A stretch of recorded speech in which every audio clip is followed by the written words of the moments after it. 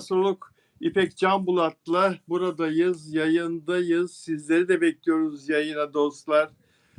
İpek hoş geldin, nasılsın? Hoş buldum. İyiyim Bilal abicim. Nasıl olabilirim?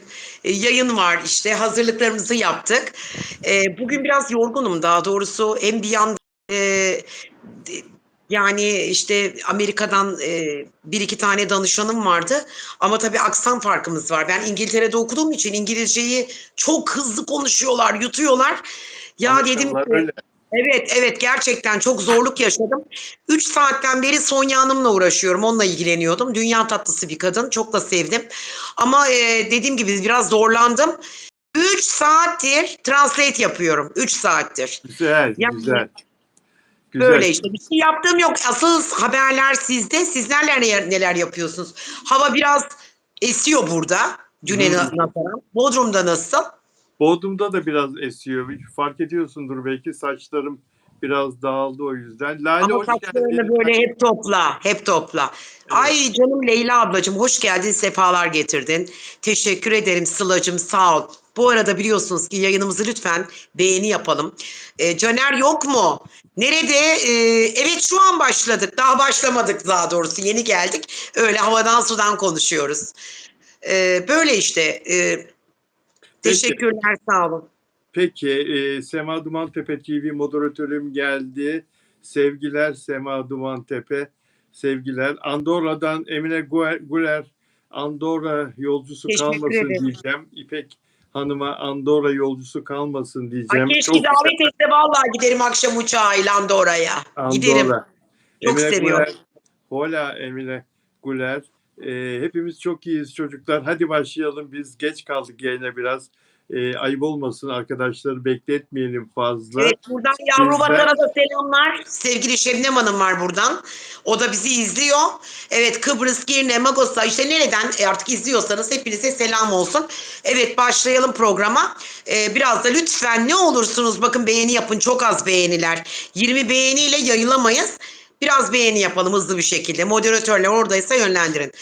Evet dinliyorum Bilal abicim. Şimdi bu ahbap soruşturmasına çağrılan ahbap soruşturması nedeniyle e, savcılığa çağrılan ünlülerden Eda Ece bugün ifadesini verdi. Eda Ece ile ilgili, onun ifadesiyle ilgili bazı söylediklerini burada aktarmak istiyorum. Bir dakikanızı rica edeyim. Kerem Bürsin de bugün savcılığa çıktı. Kerem Bürsin de ifade verdi. Ünlü artist Kerem Bürsin oyuncu. Eda Ece şöyle dedi. E, 6 Şubat depremleri esnasında İstanbul'da Yasak Elma dizisinin çekimlerindeydik. Bu son dakika bilgisi arkadaşlar. Biz yayına girerken geldi. Televizyon yapımlarından ekmek yediğimiz için depremi yaşayan insanlara karşı manevi olarak borçlu hissettik. Bu nedenle ekip olarak depremzedelere yardım etmek istedik. Sette birlikte çalıştığımız rol arkadaşım Şevval Sam bizi Haluk Levent'e karşı kati şekilde uyardı. Haluk Levent'in geçmişi nedeniyle ona güvenemeyeceğimizi söyledi. Ben daha önceden Haluk Levent ile tanışmıyordum. Deprem sürecinde ve sonrasında hiç irtibata geçmedik. Yüz yüze hiç gelmedik. Bende numarası dahi yoktu. Eda Ece uzun bir savcılık ifadesi veriyor. Hepsini okumayacağım. Şevval Sam bizi uyardı diyor. Buna rağmen bazı kişiler ekipten yardımda destekte bulunmuşlar ama Eda Evet. Ece hiçbir para katkısında bulunmamış. Ve ben diyor Haluk Levent'le de hiçbir şekilde temas kurmadım diyor. Ve diğer ünlüler de bugün çağrılanlar da Kerem Bürsin de ifade verdi. Kerem Bürsin 200 bin lira bağışta bulundum Ahbap Derneği'ne diyor. Amacı dışında kullanıldıysa diyor ben de mağdurum diyor. Ve başka isimler de ifade verdi. Öyle zannediyorum ki ünlülerle ilgili bazı kişilere gözaltı kararı verilebilir diye tahmin ediyorum. Bu benim tahminim. Bir gazeteci olarak bazı ünlülerin Ahbap Derneği ile ilgili yaptıkları paylaşıma şöyle bir tekrar bakınca bu gözaltı kararı bazıları için gelebilir diyorum. Bekleyip göreceğiz. neler olacağını, yani toplumu yanlış yönlendirdikleri için göreceğiz. Sen İpek, yardımda bulundun mu Ahbap Derneği'ne? Ay ben öyle şeyleri sevmem. Ben de Seda Sayan gibiyim. Görmediğim, bilmediğim kişiye ben yardım etmem. Mesela yıllar önce şehitlerimiz vardı. Şehitler için toplanıyordu. Seve seve, seve seve verdim. Biliyorum çünkü gerçekten nereye gideceğini olayın. Anlatabiliyor muyum? Ama böyle bir durumda ben zaten buna da inanmamıştım. Ben de çünkü öyle bir enerji algıladı ki o Haluk Levent. Seviyorum Haluk'u. Gerçekten seviyorum ama bu yaptıklarıyla o sevgimde de bir sarsılma oldu ya Bilal abi. Evet tabii ki Ayak, bunların da yargılanması lazım. Yani bile bile lades bu.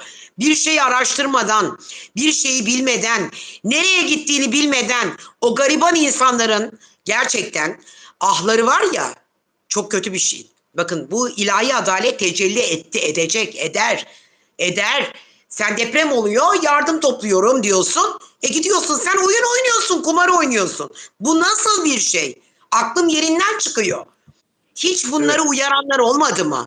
Bakın daha önce dün Instagram'da okudum. Sadece Haluk Levent için bu uyarı değil. Biri daha birini uyarıda bulunmuş. Sakın demiş bu adama para verme. Bu adam böyle böyle kumar oynuyor demiş. Sen de bilirsin unutkanlık var bende. Dün kimdi bu? Birisiydi. Kimdi bu? Valla Haluk Levent'in etrafında bu işler, yani bütün bu iddialar, Haluk Levent hakikaten insanların e, bağış adı altında yaptıkları yardım paralarını kumarda eritti, kumar oynadı iddiası çok yaygın. Bu konuda savcılık ciddi bir şekilde çalışıyor ve ifadeler alınıyor. Ne var Yok ki Mustafa Topaloğlu değil. çok şükür ki kaçamadı. Yurt dışına kaçsaydı yurt dışından bir de geri getirme zorluğu vardı. Şimdi burada hesap verecek. Yakalandı kendisi. Ve çok da derinlemesine de konuşmak istemiyorum. Bu konuda her şeye vakıfım ama seyircilerimizi sıkmayalım. Onlar bizden magazin bekliyorlar. Haluk Evet biliyorum Levent, magazin bekliyorlar ama bu da bizim hayatımızın bir kesitleri yani bizim için Haluk önemli Levent, olan bu. Bir Haluk artık Levent, bundan sonra bilmediğiniz yere yardım etmeyin. Etmeyin. Evet o kişiyi de buldum Onur Akay. Onur Akay dün Facebook'unda yayınlamış. Haluk Levent'le alakalı bir şeyde birisi Onur'u uyarmış. Sakın demiş sakın aman uzak dur bundan sana zarar verir demiş. Onu biliyorum sadece. borç Ben istemiş. bilmediğim bir şeye yardım etmem. Borç istemiş Onur Akay'dan. Peki şimdi bir başka habere geçelim arkadaşlar. Bir başka habere geçelim. Şöyle bir bakıyorum. Muhtemel Aşk dizisi vardı dün akşam televizyonlarda. Sevilen bir dizi. Show TV'de. Show TV'de Ayça Ayşin Turan'la Ekin Koç'u buluşturan bir dizi ve romantik aşk. Feyyaz Şerifoğlu da oynuyor. Tolga karakteri, Kadir karakteri ve Defne karakteri çok seviliyorlar. Fakat reytingler bir türlü istenilen seviyede yükselmiyor. 3.70 yaptı dün akşam totalde. Çok az yükseldi. AB1'de 2.99, ABC'de 3.78. Bu kadar düşük reytinglerle yaz programı, yaz dizisi gün birincisi olabiliyor arkadaşlar. Ama bu dizinin kışa, yeni sezona taşıma ihtimali az. Taşıma ihtimali Çok az. az yani bence de. Evet, Tutulmadı. yani şirin insanlar, başrol oyuncuları beğeniliyorlar ama çok fazla, yani 5'ler 6'lar falan olsa reyting olarak yeni sezonda da görebiliriz bu diziyi. Mesela Daha 17 dizisi 6-7 reyting, 8 reyting yapıyor. Yeni sezonda yeri garanti. Eylül'de, kışında izleyeceğiz. Büyük bir sürpriz olmazsa. Muhtemel Aşk dizisi ise yükselişte olmasına rağmen hiçbir grupta 4 reytingi göremiyor. O yüzden diğer mevsimi, sonbaharı göremeyecek televizyonda, ekranlarda. Bu da fanlarını üzüyor ama bir mucize olur da şu son 2-3 haftada, Ağustos ayı içinde 4 haftada bir şahlanır da 5 reytinge 6 reytinge çıkarsa o zaman Muhtemel Aşk dizisi Yeni sezonda da ekranda olabilir ama düşük ihtimal arkadaşlar. Bekleyip göreceğiz. Bu arada sen Manifest kızlarını seviyordun değil mi? Hilal'i severim ben. Hilal'i seviyorum. Bir tane daha bir kız var orada. Neydi ismi? O da şen şakrak bir kız. O da bayağı bir önemli. Defne diyeceğim geliyor. Kızın Var adını orada 5-6 tane kız var. Hepsi başarılı. Hilal baş dansçı. Süreyya Diker Hanım merhaba. Özel abonem. Merhaba. Tabii tanışırız Süreyya Hanım. Ne demek? Tanışmak istiyormuş benimle de görüşmek yüz Ne yüze. güzel, ne Tanışırız. Teşekkür ediyorum. Sağ olun. Evet, Bilal abinin kıymetli abonelerinden Süreyya Hanım da. Evet. Teşekkür ederim Sıla'cığım. Sağ ol. Evet, cevap veriyorum herkese. Evet, teşekkürler. Sağ ol. Peki. Şimdi Crush diye yeni bir grup çıktı. Erkek grubu bunlar. Crush grubu erkek 7 tane erkek genç erkeklerden kurulu 30 Temmuz itibariyle Crush şarkısıyla grubun adını taşıyan şarkıyla çıktılar. 13 saatte 1 milyon izlenmeyi geçtiler YouTube'da. Şu anda 1 milyon 200 bine gidiyorlar. Bakın arkadaşlar hemen yeni bir şarkı çıkardı 13 saat önce. 54 binde. 54 binde yılların Reymen'i. Ve Gülşen yeni bir şarkı çıkardı İtaat Yok diye. Bir gün önce 175 binde. Bu çocukların ismi yok Crush grubunun. Daha yeni çıktılar. Ve 1 milyonu geçtiler. Yani artık yeni yüzler mi görmek istiyor insanlar? Yeni sesler mi duymak istiyor insanlar? Evet, tabii ki. Tabii ki yeni yüzler istiyor. Yeni insanlarla gerçekten şey olmak istiyor. Yani görmek istiyor. Yeni yüzler görmek istiyor. Yeni yetenekler. Ama bir şey Değil mi? söyleyeyim mi? Ben şimdi şu kadar şeyin içerisinde Gülşen'in şarkılarının çok beğenirim. Bestelerini eğer gerçekten bunu da kendisi yaptıysa bu şarkıyı çok dinlemek isterim. Gerçekten dinlemedim. Yayın bittikten sonra mutlaka dinleyeceğim. Çok severim onun şarkılarını. Gülşen başka bir şeydir gerçekten. Evet ama Manifest işte grubunda da o kızın adını da buldum. Lidya. Kızın adı Lidya. Lidya da iyi. Evet, Bilal Bey, Gülşen, Lidya bir de Zeynep var. Üçünü tanıyorum. Teşekkür ederim Semacığım. Sağ ol. Çok mersi. Böyle Gülşen. işte. Meral ablam hoş geldin. Ha. Sana gülüyorum. Niye ne oldu Bilal abi? Sana gülüyorum. Dur. Konu konuşurken selam vermeyelim. Konu bitince selamlaşalım olur mu? Ama o zaman ne Çok- diyorlar bana biliyor çok- musun? Kasıntı diyorlar. Neden bizi görmedin diyorlar. Hem Kasıntı çağırıyorsun diyorlar Instagram'dan. Niye bize selam vermiyorsun diyorlar. Kasıntı Hangi diyorlar. birini aklımda tutayım ben? Ama ne oluyor biliyor musun? Dün fark ettim. Çok bölünüyor. Konumuz çok, Tamam. anlattığımız konular çok bölünüyor. O zaman ben buradan alttan sileceğim yazılanları. Görmeyeyim yani. Silme, hayır silme. Kalem kağıtla otur, not al. Tamam. Not Hemen al. alıyorum şimdi. Evet. Tamam. Peki, arkadaşlar, şimdi bu Crush grubunda 7 üye oluşuyor. 7 üyeden oluşuyor ve 4 aylık zorlu bir maratondan sonra 15 finalist arasından seçildi bu gençler ve hem ses konusunda hem de dans konusunda hepsi yetenekliler ve aylardır da çalıştırılıyorlar. Çok yeni olmalarına rağmen çıkardıkları bu ilk ve son Crush şarkısında performansları çok beğenildi. Hem şarkıyı söyleme teknikleri hem dansları, koreografi çok beğenildi. Onu da eklemek lazım. Şimdi Manifest'le kızlarla erkekler Crush grubu kapışacak. Bakalım hangisi daha çok dinlenecek, hangisi daha çok izlenecek. İlk canlı konserini soruyorsunuz Crush'ın. 12 Eylül'de İstanbul'da Maximum Unique Açık Hava'da. Maximum Unique Açık Hava'da K-pop biliyorsunuz bunlar K-pop Kore popunun dünyaya yansıması hem Manifest hem bu Crush grubu. Evet. Şimdi buradan neler çıkacak neler İpek? Yani bunların en yakışıklısı seçilecek fanlar tarafından. Hayır o değil bu diyecekler. Manifest kızı Hilal'le bunlardan biri aşk yaşayacak. Manifest kızı işte senin dediğin kız da bunlardan biri aşk yaşayacak. Biz burada konuşacağız. Gazeteciler onları yakalamaya çalışacak. Bir sürü de magazine malzeme çıkacak. Allah yollarını açık etsin. Amin. Evet. Peki. Peki. Demet Akalın'la Sinan Akçıl'ın programını izliyor muydun? Yayından kaldırıldı. Evet, bir iki defa izledim ama evet bugün kaldırıldığını dün akşam duydum galiba. Dün duydum, evet. E, Tutulmayan şeyler oluyor. Anlıyorlar zaten reytinglerden. Yaz bir şarkı programı, eğlence programı, sohbet programıydı. Ünlüleri konuk alıyorlardı şarkıcı. Hem şarkı söyletiyorlardı hem sohbet ediyorlardı. Demet Akalın'la Sinan Akçıl. Televizyonlarda böyle programlar olsun ya.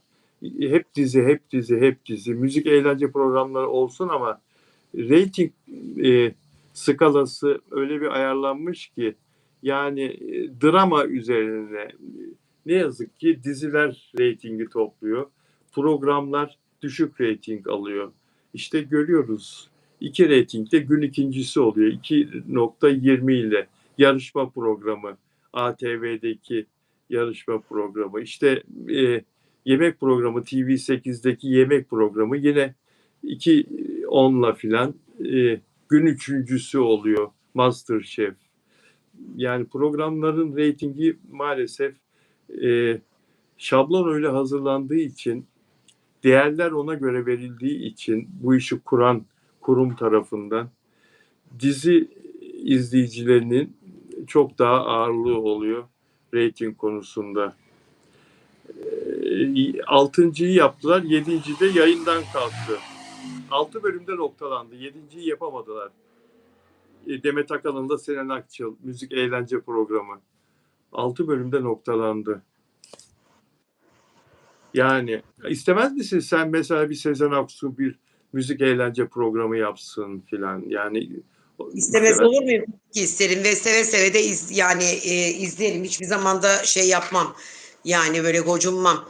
Hakikaten izlerim, severim ama yani ben de bilmiyorum. Yani demek ki insanların bazen başarılı oldukları başka konular var. Yani sırf bunlara bağlamamak lazım. Sinan Akçıl'la tutulmazdı zaten. Ama Sinan Akçıl'la başka birileri yapsaydı tutulurdu. Çünkü yani bizim halkımız böyle kaoslu şeyleri seviyor. Tartışmalı, atraksiyonlu öyle şeyleri seviyor. kaliteli işleri sevmiyor mu diyorsun ya? Ben buna Yani katılmıyorum. tabii ki emek gösteren kaliteli şeyler değil. Kavga, dövüş, hırıltı, gürültü. Nerede böyle atraksiyon var? Öyle şeyleri seviyor bizim halkımız. Ama işte Halka ithafen olması lazım. Anlatabiliyor muyum? yani e, halkı da yükseltmek lazım. Yani halka da kaliteli şeyler sunmak lazım ki onu Bundan da sonra olur zaten. onu da Artık yapımcılar da akıllandı. Tarih içeren, bizi ilgilendiren, daha kültürel, daha elitsel programları koyarlarsa izlenir. Yoksa böyle vurdulu kırdılı işte ne bileyim diziler hakkında konuşuyorum. Hani ne bileyim bizi adam öldürme sanatını öldüren dizileri ben sevmiyorum. Ben sevmiyorum. Anneme de söyledim. Kurtlar Vadisi'ni artık evde açma anne dedim. Ben rahatsız oluyorum. Yani babam izliyor diye. O izliyor diyor. Çünkü diyor o asker kökenli. Seviyor öyle şeyleri. Benim enerjimi bozuyor mesela. Ben sevmiyorum. evet. Kurtlar Vadisi'nden nefret edenler kulübü kuracağım ben de. Nefret ediyorum. Bodrum'da Bodrum'a 2 ayda 4.000 özel jet geldi, indi. Bodrum Havalimanı'na. Dünya jet setinin gözü Türkiye'de. Rus oligarklar, dünyaca ünlü milyarderler özel jetleriyle Bodrum'a geliyorlar.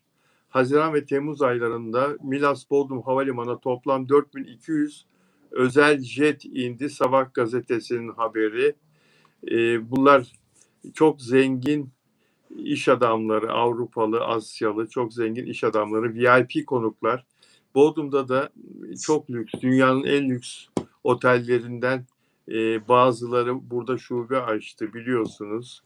Çok lüks restoranlar, oteller, konaklama yerleri. Fransa, Yunanistan, İngiltere, İtalya, Birleşik Arap Emirlikleri ve Ruslar en çok bu özel jetlerle Bodrum'a geliyormuş. Baksana şu manzara. Bundan 30 tane var arkadaşlar. Bu gösterdiğim koydan Bodrum'da çevresinde her birinin merkeze uzaklığı yarım saat. Bodrum merkeze, Bodrum'un çarşısına uzaklığı yarım saat. Her bir koyun. Burası Güldağ'ın koyu. O koylardan biri. Böyle bir manzara. Ben dünyayı dolaştım bir gazeteci, televizyoncu olarak. Çok güzel yerler var. Çok güzel.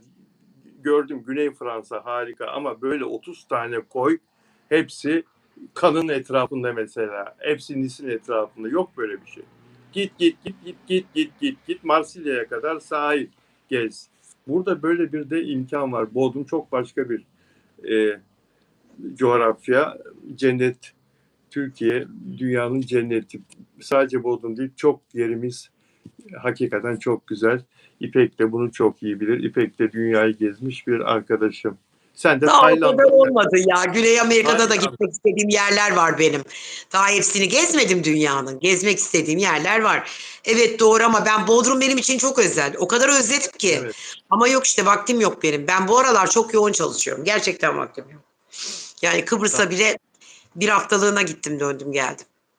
Sen Pattaya'yı seviyorsun en çok. Pattaya'yı ben niye seveyim? Erkekler sever orayı. Benim ne işim olur Pattaya'yla? Phuket diyecektin ona. Tayland'ı Phuket, severim ben. Phuket'i severim. Pattaya'yı sevmem. Phuket. Ama Phuket, evet. Phuket farklı tabii. Çok güzel bir yer. Ama şu an gidilmez. Mevsimi değil. Şu anda nemden duramazsın. Evet. Mutlaka yağmurlu başlangıcı var. O yüzden gidilmez. Evet. Peki şimdi konuştuk, o konuyu konuştuk. Merve Dizdar oyuncu, sevilen oyuncu, ünlü oyuncu hamile ve Aralık ayında doğuracağını açıkladı. Fakat koyacak erkek çocuk bekliyorlar. İsim bulamıyormuş ya. Bugün bir isme Allah karar Allah. veriyorlar. Vallahi bugün bir isme karar veriyorlarmış eşiyle, kocasıyla. Ondan sonra ertesi gün vazgeçiyorlarmış. Başka bir isim akıllarına geliyormuş. Bu olsun. Sonra yine vazgeçiyorlarmış. İnanılmaz zor bir şey isim bulmak diyor. Muhabirlerle konuşuyorlar ayaküstü karı koca. Muhabirlere soruyor. Ne soruyor muhabirlere? Ya sizlere soracağım diyor. Anlatın diyor. Sizin isimleriniz nasıl konmuş diyor. Nasıl diyor sizin isimlerinizde karar kılmış anneniz babanız diyor. Muhabirlerden yardım istiyor. O kadar sıkışmışlar ki o konuda. Ya o kadar da olmadı. Ha? Ne diyorsun? Yani bu kadar isimler var ki öyle güzel isimler var. Yani bizim ansiklopedimizde, lügatlerimizde bizim Türklerle alakalı Türk isimlerinden hem de geçerli olan isimlerden ne isimler var? Takmak istedikten sonra şu an doğurmayacağım çocuğa bile isim anında bulurum ben. Evet, bulurum. Mesela bir ata koyardım. Ata. Ne bileyim, Eren. Ondan sonra erkek isimlerinden koyardım. Doruk, Batuhan, genelde tarih içeriği olan. Mesela İstemihan, Batuhan, böyle isimler koyardım, tarih isimleri. Yani aslında alternatif çok. Ama herhalde daha yenisi akıllarına gelince eskisini beğenmiyorlar. Bu olsun diye düşünüyorlar. Sonra öbür gün onu da beğenmiyorlar. Yani herhalde Çok böyle karar trend isimler var, trend isimler var yani. Nasıl bulamıyorlar ki? Her yerde Google'a yazsın. Bir sürü isimler çıkar. Neyle alakalı mesela istiyor? Mesela müzisyensen genelde müzikle alakalı isimler koyuyor çocuklarına insanlar. Anlatabiliyor muyum? Bak Seren ne güzel söylemiş. Mert olabilir diyor. Doğru. Kız olsaydı Afra koyardım ben mesela. Afra. Afra koyardın. Ha? Müzisyense melodi olabilir kızsa mesela. Erkekse ne olabilir? İşte Hakan olur. Hakan da güzel isim. Güzel yani, tabii severim. Hakan'ı da severim. Bu biraz galiba yani bunun mutluluğu içinde biraz şımarıklık yapıyorlar galiba karı koca. He? Ay Leyla abla da çocukların isimlerini yazmış. Utku'yla Alp, Utku. Leyla abla güzel isimler koymuşsun gerçekten. Peki sen Lale Arzu 9'a niye Leyla abla diyorsun? Çünkü onun gerçek adı bu. nick kullanıyor. Onun gerçek ismini ben biliyorum. Çünkü onun doğum haritasını çıkartmıştım. Çok tanıyorum ben o. Yani uzun zamandır dostum benim. Lale ablam o benim. Ben onu öyle tanıdım. Lale Arzu değil, Peki. Leyla ablam o benim. Öyle söyleyeyim. Leyla ablam. Sema Merhaba. Dumantepe moderatörüm. Sema Dumantepe moderatörüm. Beste. Kız Evet. olursa Beste. Beste güzel isim. İşte bizim Manjola şey. merhaba Bilal Bey Hanım. Albanya diyor. Arnavutluk Albanya. Manjola hoş geldin. Evet. Sercan Yiğit. Tomris. Atacenk güzel isim. Kardeşinin ismi Tomris. Güzel isim. Evet dostlar. Konularımız çok fazla. Konularımız çok fazla. Süreyya Hanım buradaydı demin. Şimdi yok. Özel abonem. Kendisine merhaba diyorum tekrar. Nelida Manzano Arjantin'den özel abonem. Nelida gelmedi. Nelida Manzano'ya kucak dolusu selamlar. Delfina Dimasio Şili'den özel abonem. Ona da çok selam yolluyorum. Lidya yine yok Fransa'dan. Lidya, sevgili Lidya. Lale Hanım burada. Lale Arzu bizi yalnız bırakmıyor. Monica Vasconcelos Brezilya'dan özel aboneme de selamlar. Flavia Rocha yine Brezilya'dan özel abonem çok selamlar ve Derya Şahin Eğitim Derya Hanım da yok yayında. Ona da çok selamlar. Peki arkadaşlar. Gülşen'in Harbiye konseri vardı dün akşam. Gülşen saçlarını kömür karası yapmış. Değişik bir kıyafetle gördüm Gülşen'i. Vücuduna yapışan dekolte kıyafetler giyerdi. Daha böyle bir üsturuplu, daha bir şekilli gördüm. Bugün beni bir arkadaşım aradı. Gülşen konserine gitmiş. Hiç beğenmedim dedi konseri. Yani neden beğenmedin diye sordum. Konser videolarını izle anlarsın dedi. İzledim, hak verdim arkadaşıma. Playback yapıyor, yapmıyor fakat bir kargaşa var sahne üzerinde. Yani koreografi iyi değil, performansı Gülşen'in iyi değil. Şimdi sosyal medyada bu konuyu araştırırken yine konseri izleyen birisinin yorumunu gördüm. Onu okumak istiyorum. İpek, senin Gülşen'i çok sevdiğini de biliyorum. Biraz evvel de met ettin Gülşen'i. Şimdi söyleyeceğim. Harbiye sahnesine çıkıyorsunuz ve playback yapıyorsunuz. Ya da kayıt üstüne arada bir ses çıkarıyorsunuz. Ciddi anlamda bu seyirciyi enayi yerine koymak değil de nedir? Gülşen'in şu performansına bakıyorum. Hani şarkıları da büyük vokal gerektirecek şarkılar da değil. Ortada bir şov da göremiyorum. Sahneye bakıyorum, bir curcuna var. Işık sistemi de kötü. Sadece stil kıyafet giyip poz kesmek olmamalı. Bence daha fazlasına gereksinim duymalısın. Anladık, en fit sensin, en iyi looklar da sana ait. Peki ya canlı performans ne olacak? İşin canlı performans yapmak değil mi konserde? Yani acaba çok para kazandığı, çok büyük şöhrete sahip olduğu, kocası da çok varlıklı Tarkan'ın müzik direktörü. Yıllardır, 30 senedir. Tarkan olduğundan beri aşağı yukarı. Onun bir rahatlığı mı var? Bir boş vermişliği mi var? Ne diyeceksin? Neyi boş vermiş? O bölümünü anlayamadım olayın. Yani playback yaptığını mı söylüyorlar? O konuyla mı eleştiriliyor? Neyi Sahnede mi? başarısız, konseri eksi. Sahnede başarısız, playback yapıyor. Bazen melodilerin üzerine konuşuyor, şarkı söylüyor ama çoğu zaman söylemiyor. İşte anlattım ya, canlı Hemen performans yapması yapıyorum. gereken yapmıyor. Hemen. Yapmıyor. Hemen yapıyorum. Böyle canlı. Ha, evet lütfen. Şimdi Bilal abicim, öncelikle bir halk konserinde, yani bir açık hava konserinde bu olacak iş değil. Çünkü sen artık halka hitaben yaptığın ve halk için yaptığın konserde playback okuyamazsın. Öyle bir şansın yok. Evet, bestelerinle severim seni, tarzınla beğenirim seni, şarkıların hiçbir zaman beynimden zihnimden gitmiyor, yok edemiyorum. Çok başarılısın, bir Sezen Aksu kadar. Ama Sen akıl tutulması yaşıyorum bir halk konserinde kalkıp da nasıl açık hava konserinde playback yapıp da böyle bir şeyleri zamandan tasarruf, kazanç bunları ben Kıbrıs'ta yaşayan biri olarak gördüğümde daha önce de aynılarını bir başkaları yapıyordu, isim vermeme gerek yok. Onlar kendilerinin kim olduklarını biliyorlar zaten.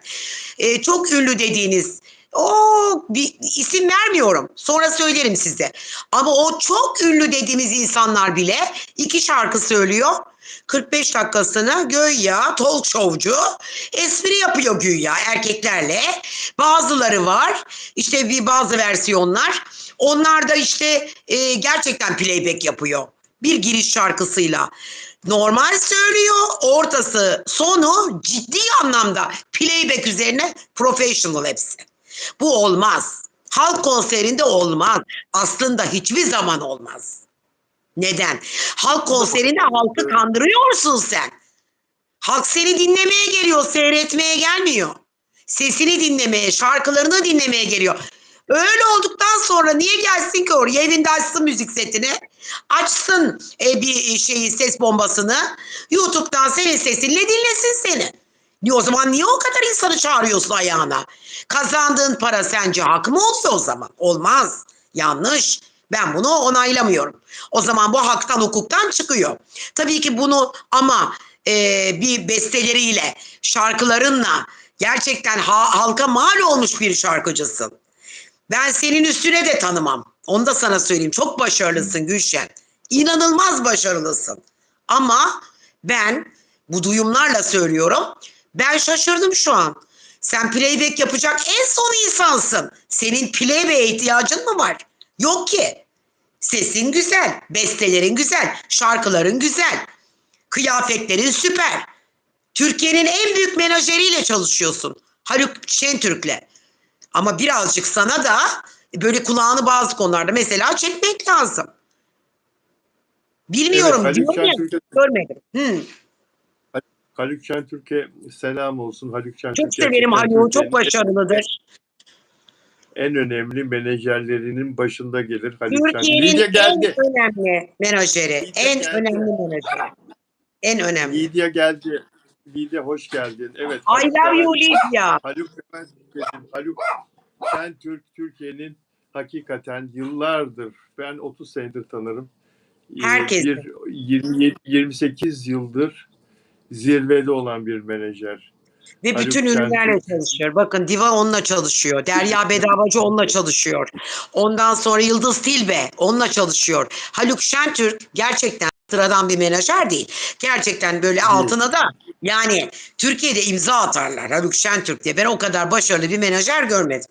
Ama bilmiyorum yani Evet. tabii ki o konserde değildik biz halk konserinde. Dinleseydik yorumumuzu yapardık. Ben duyum üzerine yorumumu yaptım. O zaman halkı kandırmak oluyor.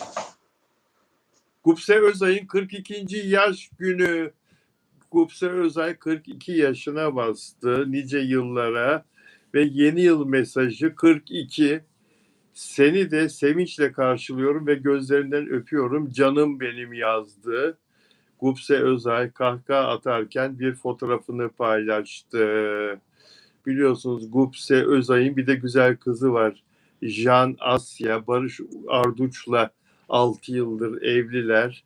Jan Asya da minnacık 2,5-3 yaşlarında çok tatlı bir kız bebeği. Gupse Özay'ı sever misin? Beğenir Yani misin oyuncu olarak? e, Oyuncu olarak. oyuncu olarak demeyeyim ama tip Anne olarak, olarak. enerji olarak, bak tip olarak, enerji olarak, tarz olarak başka bir tarz. Beğenirim yani tarzını beğenirim Gupse'nin. Evet. Gupse Özay albüm çıkarıyor, şarkıcı oluyorum filan dedikleri zaman benim içime bir şüphe düştü. Mayıs ayında koskoca Hürriyet Gazetesi Gupse Özay albüm geliyor diye bir haber yayınladı. Müzik stüdyosuna girerken görüntülen Gupse Özay sürpriz projesini açıkladı. Albüm geliyor. Herkesten destek bekliyorum. Listeleri alt üst etmeye hazır mıyız? Bayağı bir gazete haberi. Ciddi. Ben şarkıcıymışım ondan sonra.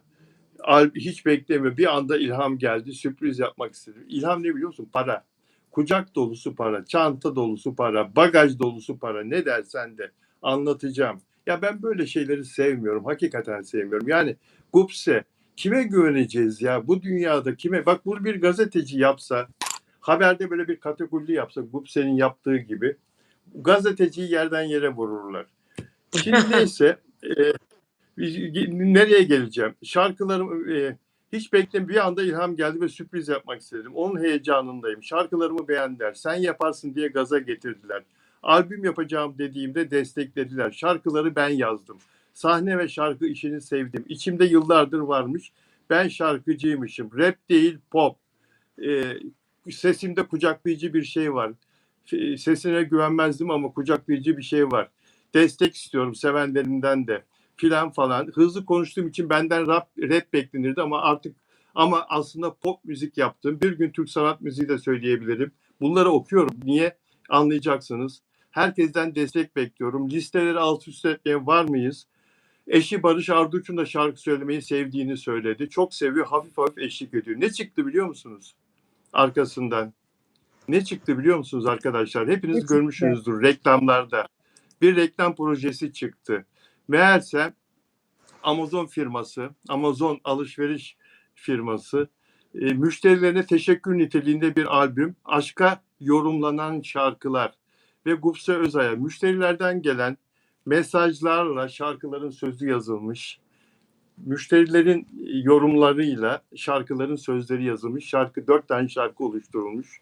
Bunu kime okutalım? Reklam ajanslarında karar verirler ya işte sayarlar. Müşteri kimi kabul ederse. Amazon'da Gupse Özay demişler.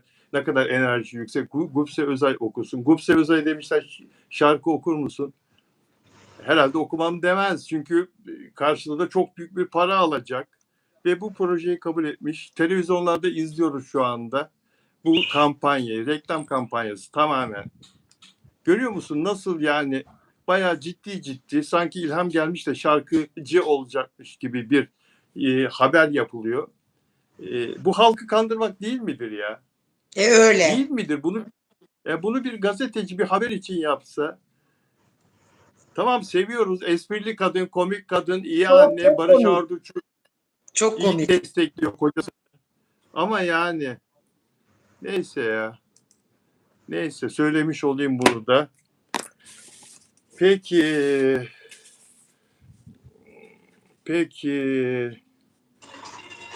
ben Gupse Özay olsam böyle bir projeyi 1 milyon dolardan aşağı kabul etmem. Siz deyin ki ya çok fazla ya olur mu ya? Ya o zaman 500 bin dolar aldı diyeyim ben de size. Az para mı ya? 200 bin dolar almış olsun ya. 10 milyon lira yapar. 10 milyon lira yapar 200 bin dolar almış olsa ki ben 500 bin dolardan aşağı aldığını zannetmiyorum. Neyse Allah daha çok versin. Gözü olanın gözü çıksın. Evet.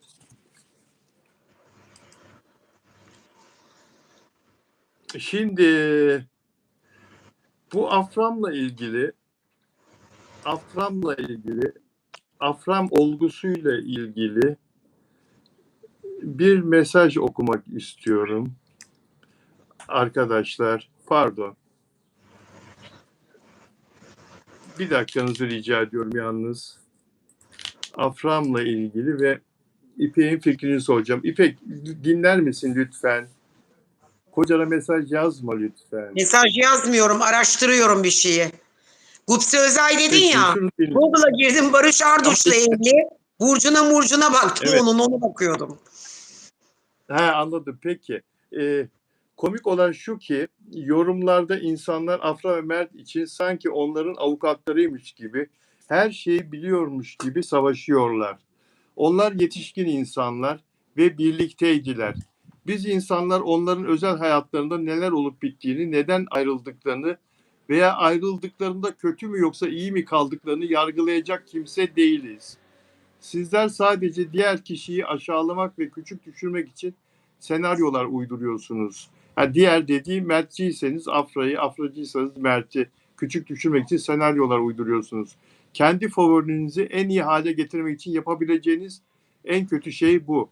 Afra'nın hayranları Mert'in geçen Temmuz ayında nasıl yanlış yaptığını ve Afra'yı hak etmediğini savunmaya çalışırken Mert'in hayranları da Afra'nın o P denen adamla nasıl birlikte olduğunu ve Mert ile birlikte olmaması gerektiğini savunmaya çalışıyor. Yani herkese söylüyorum, kimse kimsenin kaderinin ne olacağını bilemez. Yaptıkları için onları yargılayacak kimseler değiliz. Birlikte olmamaları gerektiğini söyleyecek kimse de değiliz. Ve hiç kimse ikisinin de birbirini sevdiğini ve birlikte paylaştıkları bir dakika şeyler için birbirlerine saygı duydukları gerçeğini inkar edemez. Evet, onu ben de düşünüyorum. Birbirlerine saygı duyuyorlar. İkisi de çok bedeni insan. Zaman ve aşamaya diğer insanlarda saygı duymalıdır. Zamanı ve gelinen bu noktaya diğer insanlarda saygı duymalıdır. Kendi idolünüze saygı duyuyorsanız diğerine de saygı duymanız gerekir. İkisine de saygı duyun diyor. Çünkü ikisi de birbirinin seçimi ve aşkıydı.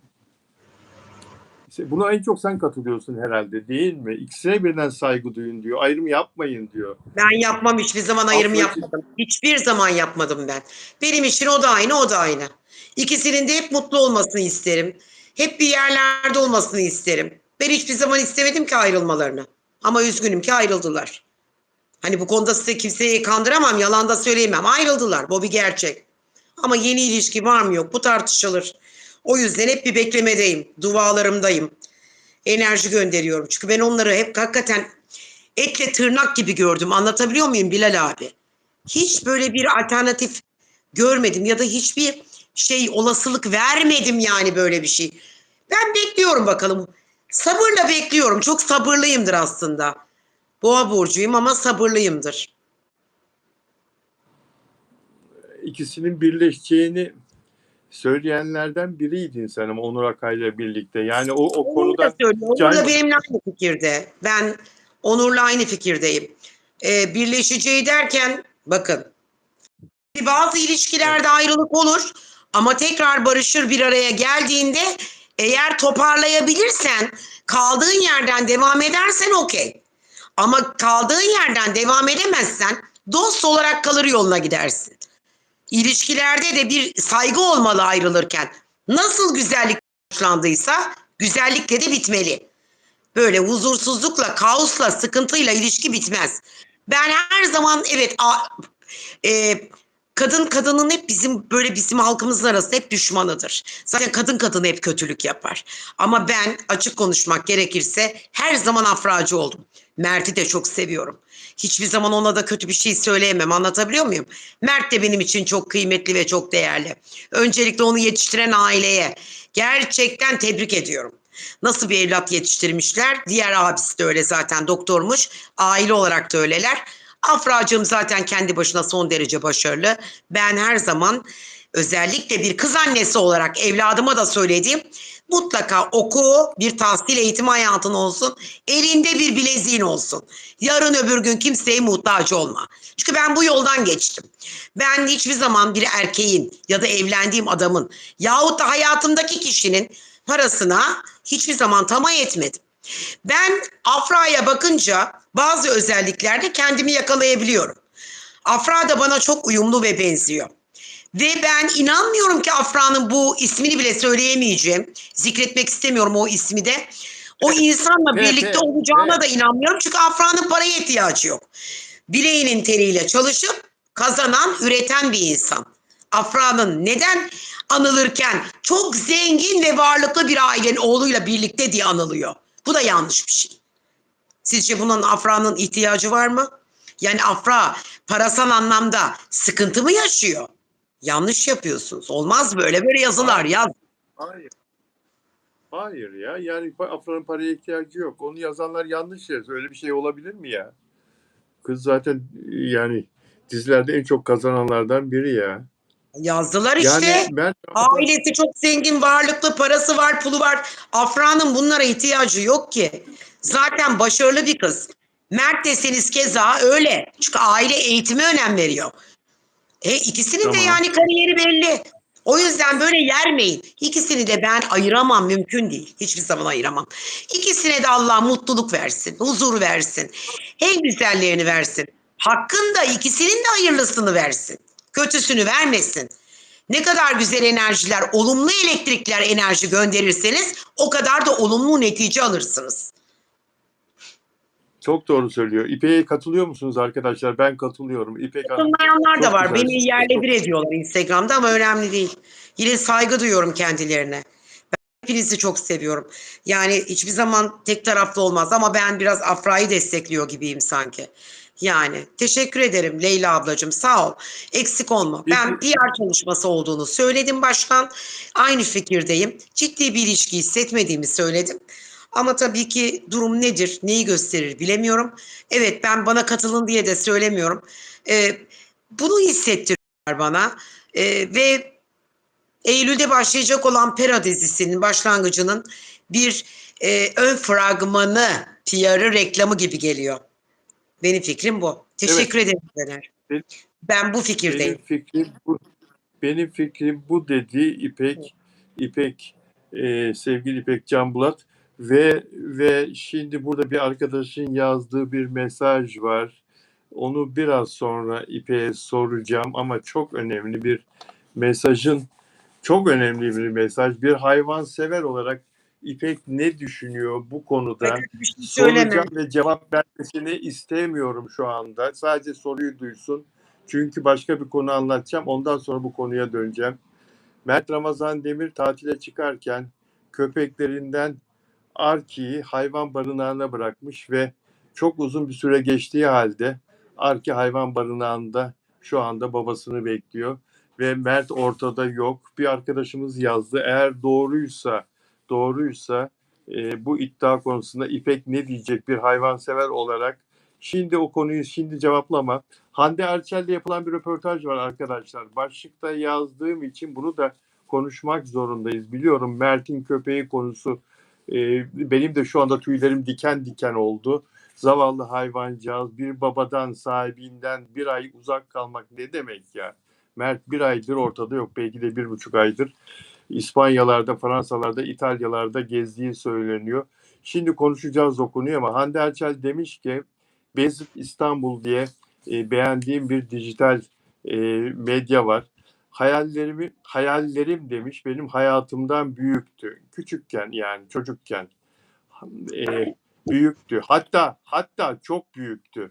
Çok küçük bir yerde yaşarken Bandırma'da yaşıyordu. Bandırma'dan çıktı Hande Erçel. Çok büyük bir dünyaya geldim. Çok küçük bir yerde yaşarken çok büyük bir dünyaya geldim. Ama herhalde şu an hissediyorum. Bunu yaşayacağıma emindim. Bunu çok manifestledim. Yani bunu çok diledim. Çok istedim. Bu ne kadar büyük gelirse gelsin bunun olacağını bildiğinde onlar sana küçük gelmeye başlıyor. Yani hayalin ne kadar büyük olursa olsun sana küçük gelmeye başlıyor. Elde ettikçe bir adım daha atıyorsun. Bir dakika daha yakınlaştım galiba diyorsun. Biraz daha küçülüyor, biraz daha küçülüyor. O yüzden bence o hayaller kurulmalı ki insan kendi dünyasının sınırlarını zorlamalı. Hayallerini aşmalı ki daha büyükleri, daha güzelleri kurulsun. Daha güzelleri, daha büyükleri kurulsun. Katılıyor musun? Hande Erçel yani manifestleyerek bugünlere gelmiş. Ama bu herkes için olamaz ki ya. Burada biraz da şansın rolü yok mu? Ne diyorsun? Olmaz olur mu? Kaderin, şansın, enerjinin önemi olmaz olur mu? Kader meselesi her şey. Ama insanlar kaderini ve şansını da kendi yaratırlar. Yani kendi enerjisiyle, kendinin bileğinin teriyle, kendi fikirleriyle, kendi doğrultusunda bir insan başarılı olabilir. Bence doğru söylüyor. Ben Hande Erçel'in biliyorsunuz çok büyük destekleyicisiyim. Çok beğeniyorum ve çok seviyorum kendisini. Biraz uçuk açık bir olmasına rağmen benim için çok farklı. Ne derse de doğru diyorum. Seviyorum Yani Hande uçuk Erçel'i. kaçık Elimde değil. uçuk yani o uçuk kaçıklığı da herhalde kendisine çok güvendiği için Tabii. yani hiçbir şeyden ödül vermediği için değil mi? Evet. Yani dönüp Evet. yere burnu yere düşse derler ya eğilip almaz. Yani öyle Evet. de bir karakteri var yani. He? Evet Dik Hande. başlı kendi ayakları üzerinde duran. Türkiye'nin en zengin ailesinin oğluyla çıktı mesela. Hiçbir zaman onu maddi olarak kullandığını bir şekilde görmedik yani. Ne bileyim ben ne giyiniyorsa ne takıyorsa hala Hande her zaman mücevherler takardı. Her zaman şık giyinirdi. Her zaman lüks arabalara binerdi. Ondan önce de ondan sonra da çok güzel tatiller yapmaya devam ediyor. Yani ayaklarını, işte Afra da biraz ona benziyor bu anlamda. Ayakları üzerinde durmasıyla ilgili konuşuyorum. Bir erkeğin desteğine ihtiyacı olmayan kadınlar bunlar. Gurur duyuyorum işte bu Değil mi? tip kadınlarla. Ama bazı kadınlar var. Bu konuyla ilgili de hakikaten yani keşke böyle geniş bir vaktim olsa da bir kitap yazsam. Bana kadınların çoğu %90'ı hep böyle aldatılmakla alakalı soru soruyorlar. Diyorum ki neden elinizde bir mesleğiniz yok? Niçin eliniz ekmek tutmuyor? Neden okumadınız? İşte diyorlar ki ailemizde eğitim çok önemli değildi ya da fakirdik. Bunun fakirlikle de alakası yok çocuklar. Ben çok biliyorum Van'da, Muş'ta, Diyarbakır'da çok fakir aile çocuklarının okumasını, ya bir örneğini vereyim. Türkiye'nin en büyük bir estetik cerrahı var. İsmini vermiyorum. Cerrah bile inanır mısınız çok yoksul ve fakir bir aileden cerrah çıkmış. Türkiye'nin en büyük cerrahı. Düşünün estetik cerrahı. Fakir, Doğrudur, yoksul, doğrudur. inanılmaz yoksul bir aileden çıkmış. Onun için her kadının eli ekmek tutmalı. Bir erkekten bir şey beklenti olmaz.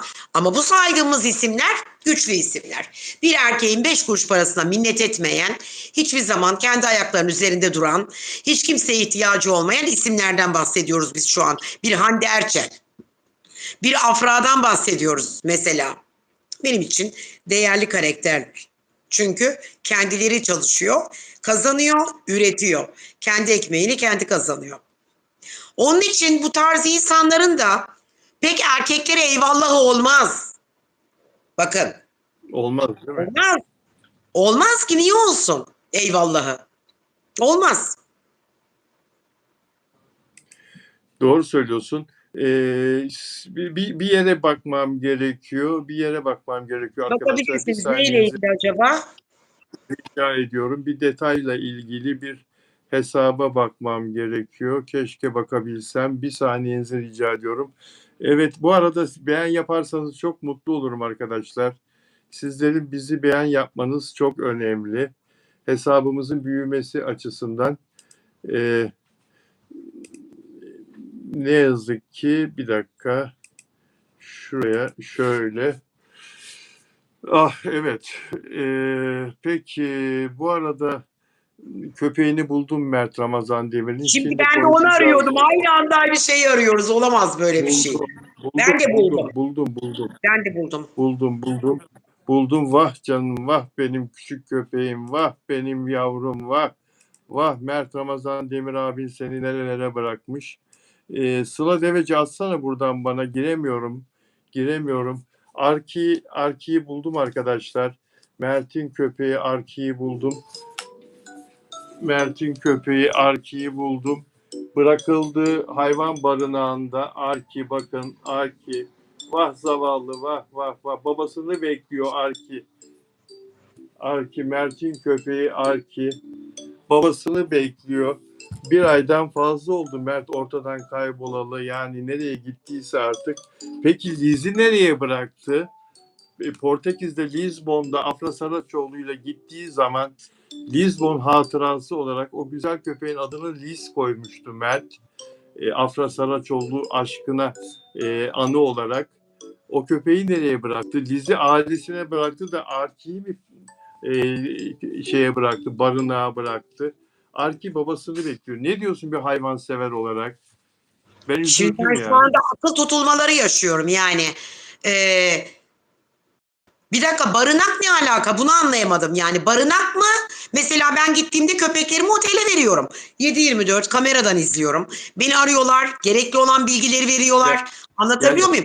Şimdi hayvanın mutlu olması önemli.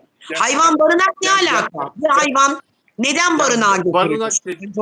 Barınağın otel kısmı vardır. Gel. Yani bu barınak barınak dediğiniz şey farklı bir şey. O köpek eğitim merkezi tamam, ayrı. Anladım. Barınak. Anladım hayatım. Anladım. Mert Ramazan Demir kalitesinde bir adam belediye barınağına bırakacak hali yok herhalde. Burada vatandaş öyle yazmış barınak bana. denmez o zaman ona. Evet. Barınak denmez. Ona barınak denmez. Evet, yani şimdi öyle deseydin zaten bir daha her yerden siliyordum onu.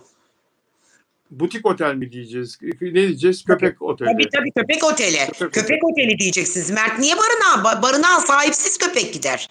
Rehabilitasyona. Peki. Anlatabiliyor muyum? Ama gene Peki. üzücü. Ne diyorsun? Çünkü niye biliyor musun? Gene üzücü. Çünkü neden? Köpekler sevgiyle var olan Bak. yaratıklar. Onları seversen onların en büyük besin kaynağı. Bırak suyu mamayı. Bırak suyu mamayı, sevgi. Evet. Yavrum ya. Ah canım Ben şu benim an ya. çok Nasıl üzüntülüyüm. bakıyor? Oranın lütfen Nasıl bakıyor? adresini biliyor musun? Verir misin adresini? Adresini vermem adresini. Şimdi ne Niye gerek var? vermiyorsun? Babası oraya bırakmış. Parasını ödüyordur babası. Şimdi gidip versen bütün fanlar gidecekler köpeği kurtarmaya. Şimdi şunu söylemek istiyorum. Tarçın kaçtı bak. Tarçın gel, seni bırakmam ben, gel. Kaçtı Tarçın, kaçtı ya. Ayağımın dibinde. Gel yavrum, seni bırakmam. Gel, korktu hayvan, gel. Gel. Ay Bilal abi. Korktu canım ya. Gel ya, gel. Bırakmam, Köpekler gel. evet hisli hayvanlar. Aynen öyle, katılıyorum. Çok hisli hayvanlar. Gel buraya, seni bırakmam, gel. Korktu hayvan, beni de bırakacak baba diye. Gel. Tamam. Yani sen de bir hayvansever olarak duygulandın değil mi? Yani. Duygulandım şundan. Şimdi barınak demeye gerek yok. Barınak öyle bir şey değil. Sahipsiz hayvanlar barınağa gider. Ama Mert Ramazan Demir madem bu kadar çok sevdiği köpekten bir ay nasıl uzakta kalabildi? Ben de Kıbrıs'a gittim. Kız arkadaşım aşkın ilgilendi köpeklerimle. Ama ben hiçbir zaman böyle yapmadım. Ben koşa geldim. Geldim, onlara ödül mamaları aldım, sevgi verdim, hala da yanımdalar. Anlatabiliyor muyum? Benim için çok önemli köpeklerim. Çünkü onlar sadece sevgiyle var olur. Mert'in köpeği ne cins? Cinsini görebildiniz mi siz? Ya kurt gibi bir şey ya. Kurt gibi bir şey. Kurt, bu Alman kurduna benziyor. Alman kurduna benzettim Mert'in köpeğini. Baksana hayvana, kocaman dev gibi bir şey yani. Niye? Arki. Alman kurdu çok akıllı hayvan ama o zaman müstakil evde mi yaşıyor bu çocuk? Müstakil ev köpeği. Kocaman yani. Müstakil ev köpeği, evin içinde yaşamaz o. Yani bir şey olmaz orada. Sadece bir sevgi eksikliği var. Anlatabiliyor Ama muyum? Bir sevgi eksikliği var hayvanda. Ne zaman dönecek bu çocuk? Mamasını veriyorlardır değil mi? Yani suyunu, mamasını mutlaka veriyorlar. Vermez olurlar mı Bilal abi? Olur mu öyle şey? Tabii ki orada iyi bakıyorlar. Mert kötü bir yere vermez. Yüksek paralar istiyorlar köpeklere zaten. Gezdiriyorlar, çişlerini yaptırıyorlar, tuvaletlerini yaptırıyorlar. Eğitimli hayvanlar gidiyor zaten bu tarz yerlere. Onun için hiç merak etmeyin. Barınak deyince şaşırdım. Yani bu adam ne yaptı? Köpeğini sokağa mı attı da barınak sahip çıktı diye. Ben görmedim. Bilmiyorum. Bilmiyorum. Çok ilgilenmiyorum Yıldız. Nerede yaşıyor, yaşamıyor. Bebek'te daha önce yaşadığını biliyordum.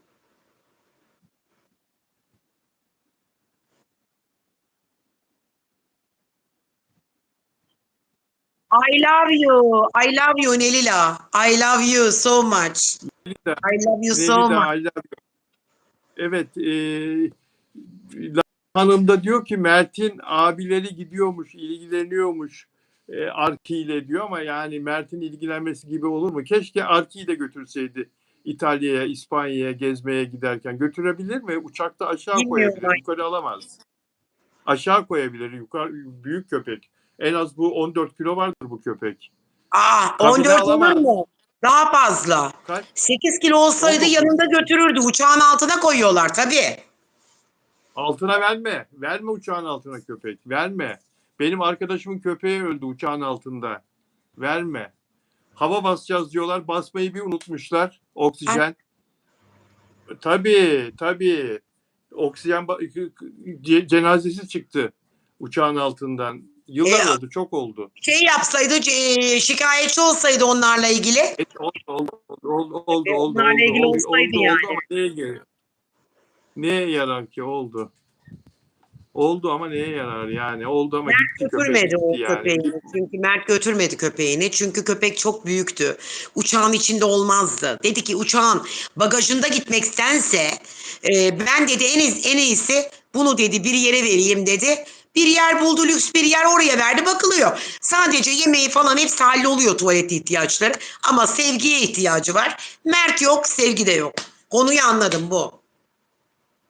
Evet, bak diyor ki arkadaşım Sıla, Arki'yi aldığı yere vermiş, sahiplenmişler ama Liz nerede bulunmuyor, bilmiyoruz diyor. Liz nerede bilmiyoruz. Nerede Liz ya? Liz nerede? Aynı sayfa paylaşmıştı Mert de fotoğraflarını. Yani Arki'yi sahiplendiği yer